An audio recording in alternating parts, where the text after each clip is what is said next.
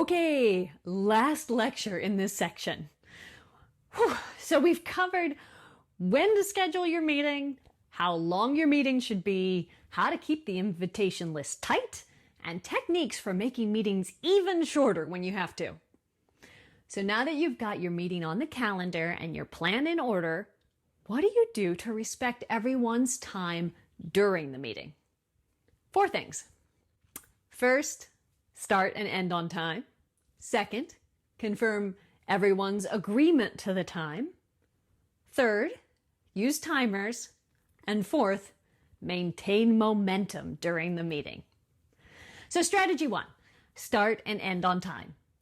The research into what makes people feel good about a meeting shows that starting and ending on time is right up there at the top of the list. I think it's worth defining what on time means for your team. I know at least one team that explicitly starts 10 minutes late because they're always dealing with people who are traveling and on cell phones and all kinds of mayhem. So that's a discussion that you should have with your team.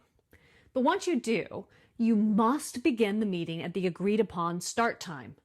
Don't wait for the latecomers. That's disrespectful to those who are there, and we just don't punish the punctual. Then, work to end on time too.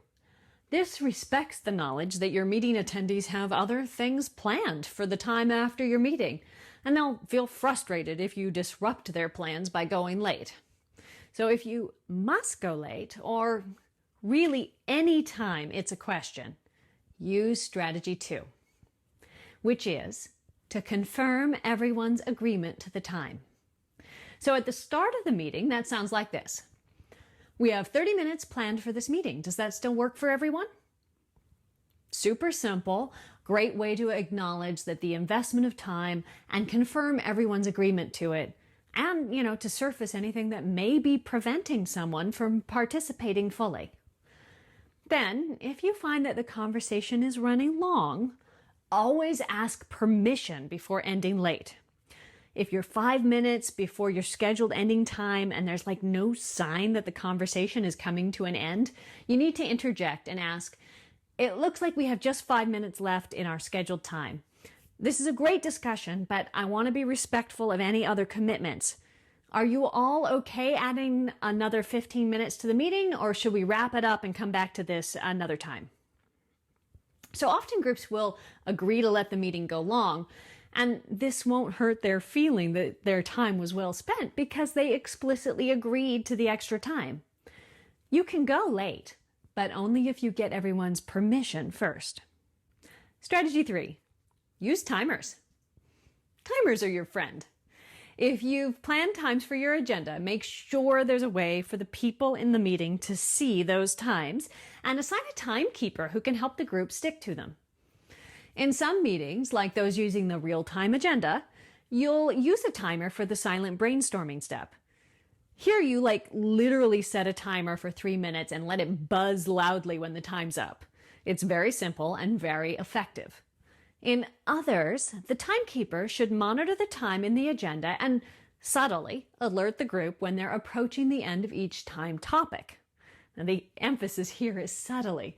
You don't want a timekeeper breaking into the middle of a great conversation saying, "Hey there, stop, time's up, moving on." Instead, their job is to signal the meeting leader or the facilitator. That person then waits for the right opportunity and is responsible for moving the meeting along. So what kind of signal? Well, it's up to you, but you should keep it simple. For example, if you've got, 2 minutes left, the timekeeper might raise 2 fingers where the facilitator can see. That's it. Okay, strategy 4, maintain momentum during the meeting with checkpoints. Okay, so this is another one of those superpower tips that I learned from the master facilitators. Meeting checkpoints work just like signposts on a road. They help the group understand where they are, see progress throughout the meeting, and clarify where they're heading next.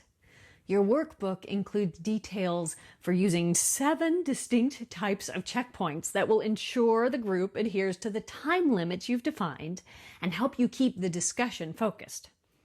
I'll demonstrate one of those checkpoints right now. This is a progress checkpoint. You're going to use this one at the beginning of each step in your meeting plan. It sounds like this.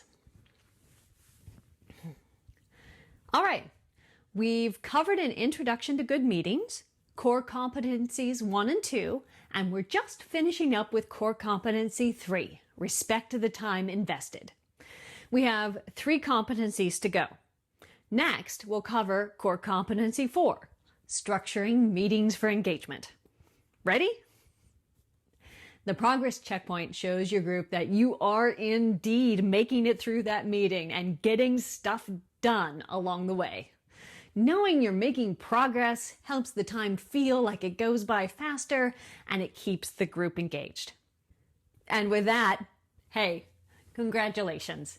You're making great progress through this course. I hope you're taking my advice to pace yourself and practice what you're learning as you go. Remember, you can always leave comments with any lecture. I will see them and reply. And you can join us in the chat community to hear from others too. Now, go take a break and use your time with respect.